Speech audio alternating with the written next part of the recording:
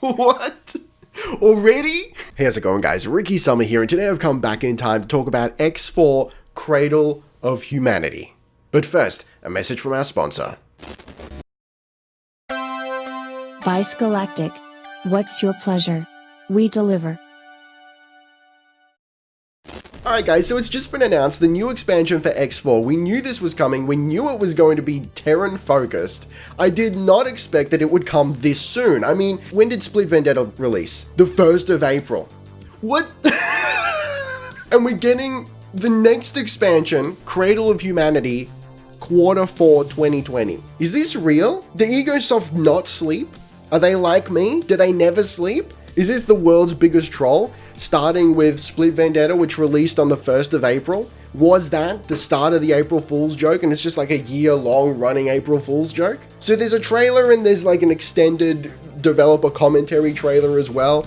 I'll put links to both of those in the description, but we're just going to talk about them right now. There's also a live stream that is going live at like 3 a.m. for me, so I'm gonna end up missing that. But I need to talk about this. So Terrans, we knew it was coming. We're getting 2 Terran factions. I don't believe they've actually specified which factions, but I think it's a pretty safe assumption that we're going to be getting, you know, the Terrans and also the ATF, which is the AGI task force whose job it is to like police AI and make sure that the Xenons stay in their place and that sort of thing.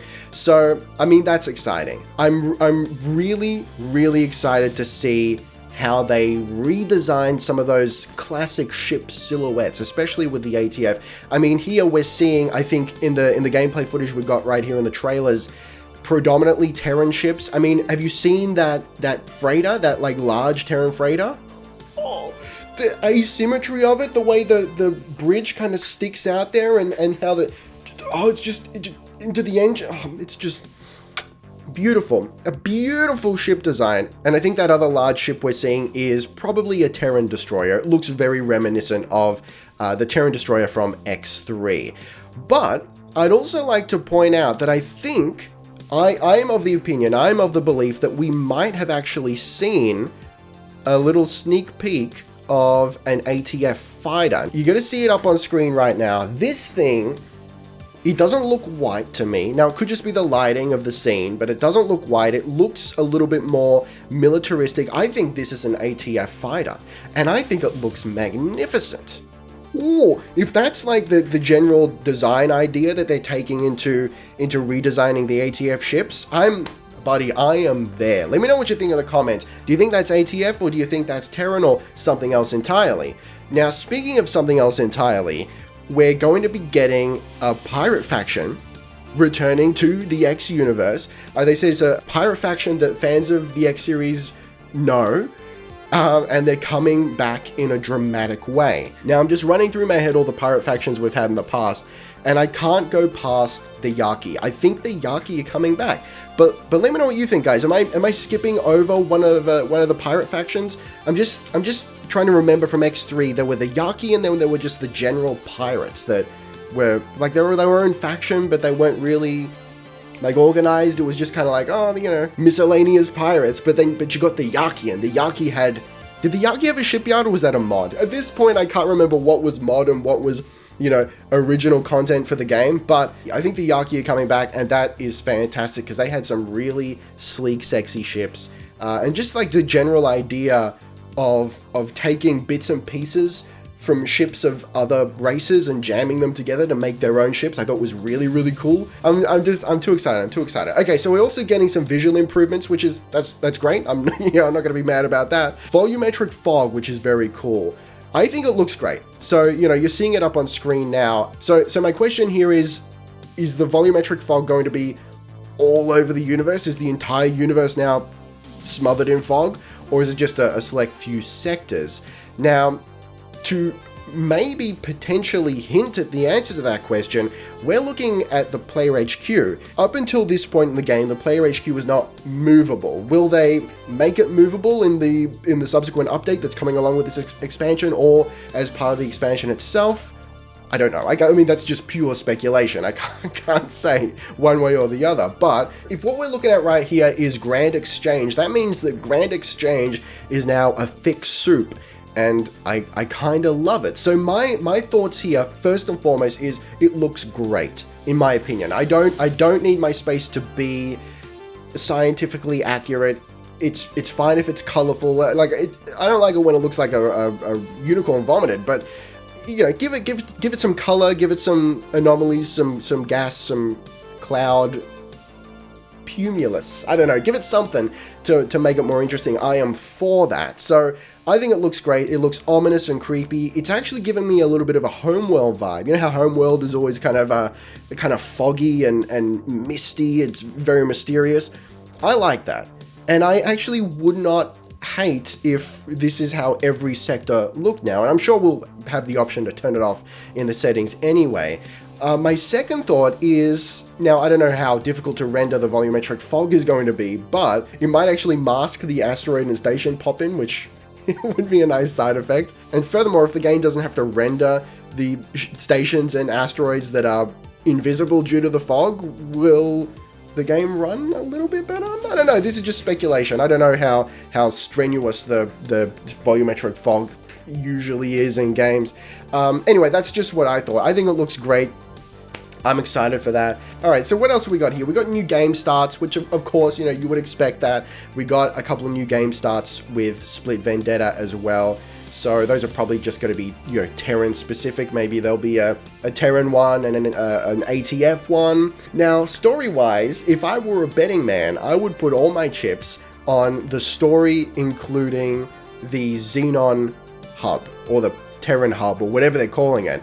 You know, the thing that's in 11th Hour, the Sector 11th Hour, there's a silhouette of a huge structure against the sun, and we can't interact with it. It's generally accepted that that is the Xenon hub from X3. Like, we're gonna get that now, right? Like, surely. Like, that's right? I'm pogging out over that. So we'll be able to actually redirect the jump gates again. And also, like, give us an insight into, like, are we going to find out why the jump gates were scrambled? They've said that we're going to find out what Earth has been up to in the decades since the jump gates disconnected. So that's, you know, that's exciting. And speaking of story, apparently we're going to get a different perspective on plots that already exist within the game. I believe that that's going to be primarily focused on the player HQ, because I think it's kind of generally accepted that the player HQ is Terran technology. I mean, it looks like Terran architecture, right? So I think it's probably going to be revealed that it is like a lost Terran structure, and the Terrans are going to play into that story in some way, shape, or form. Whether that actually augments the plot as we know it, or like we complete the plot and then there's like an addition to the player HQ plot where we get into some Terran ATF whatever sort of stuff. Okay, so leading on from plots, it's somewhat related. We're going to get the ability to terraform. What? Are you freaking serious with this? Have we ever been able to interact with planets in the X series before? We couldn't in X3. I didn't play X1 and 2. I played X3 Reunion, Terran Conflict, and Albion Prelude, and of course X4. So Reunion is where I discovered the series. But let me know, for those of you who played 1 and 2, have we ever interacted with planets in any way, shape, or form? I didn't think so, so this would be a first. Presumably it's related to planets. What else would you terraform? I mean, moons, but you know, I'm lumping them all into the same category. The only other thing I can think of is maybe some kind of big habitation platform or something that you terraform, but I don't know.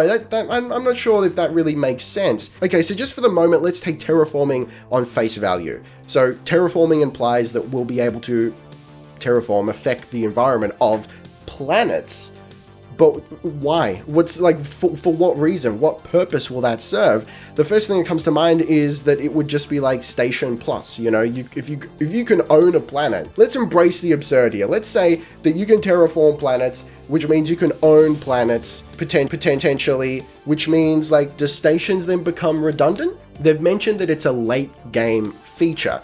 So it's something that you do once you've done everything else, right? It's, you know, I've got my empire, I've conquered the galaxy, now what? Terraforming. Why? Why wouldn't you just build lots of stations, right? So maybe it has another function But what? Like, does it legitimize your faction to the point that like you're actually one of the factions within the universe now? Does that? I don't know. This is blowing my mind, and I actually can't think what its function would be. I also very well might be reading too much into it. Maybe it's not as deep as it sounds. Maybe it's a very shallow surface level feature. I don't know, but it's in there. It's in there with the features of this expansion. So hey, let me know in the comments, what do you think is the deal with terraforming? I'm sure we're going to find out in the live stream. I'm not sure I'm going to do another video after the live stream. I don't want to bombard you guys too much, but we'll see. Maybe if they drop a bombshell, we'll see. Yeah, but let me know what you think of terraforming. How do you think it's going to play out? So connecting terraforming back to the story, there is precedent for, you know, terraforming in the universe. If I remember correctly, the Xenon, who were originally referred to as terraformers, that were AGI, artificial general intelligence, they were created by the Terrans to terraform planets, right? And then they went rogue or something. Actually, I don't know what led to them going rogue. Hey, let me know in the comments if you know, like, fill me in on the Xenon history. How did they go from the terraformers to the Xenon? I actually don't remember. So there is precedent for terraforming in the story. Furthermore, I do seem to recall from Albion Prelude, I believe, was it the Albion system? Was that the one with the big spud in the middle, the big like asteroid base? They had really old terraformers. Like, they actually had the terraformers, the original Xenon, before they turned into the Xenon. So there's even precedent for that like faction of old Xenon being still present in the universe, and that means that the technology is still present within the universe. So I would not be surprised if the Terran plot leads us down this path of rediscovering. I get the joy of rediscovering you. Rediscovering terraforming technology.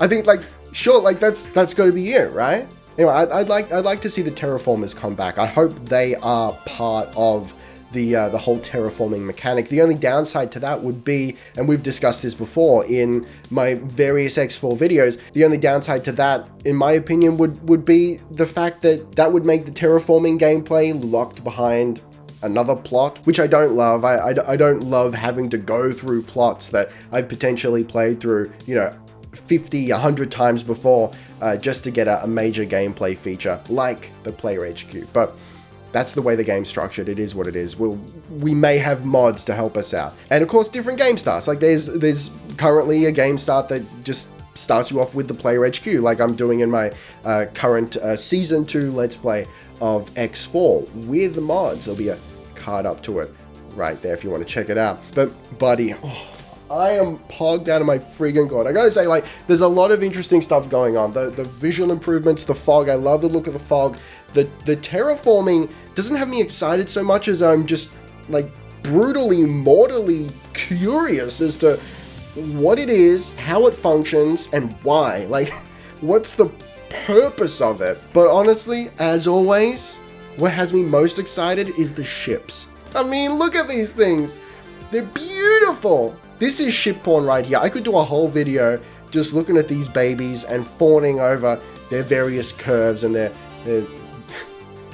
design ethos. And anyway, guys, let me know what you think. Are you as excited as me for X4 Cradle of Humanity? I think it's a really good name too. Honestly, I'm not usually a big fan of the names that Egosoft choose for their games. Like the subtitles, Foundation sounds boring. Cradle of Humanity sounds majestic. It sounds good. I like it. I am on board with it, and I still can't get over the fact that we're getting 2 major DLCs coming out in the same year.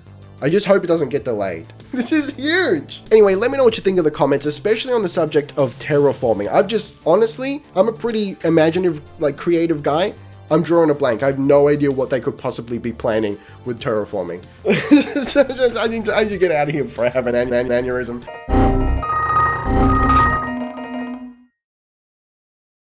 But for the moment, guys, thank you very much for watching. Don't forget to gently caress that like button, taste the game, be excellent to each other, and I'll see you next time. Ricky Summer, out.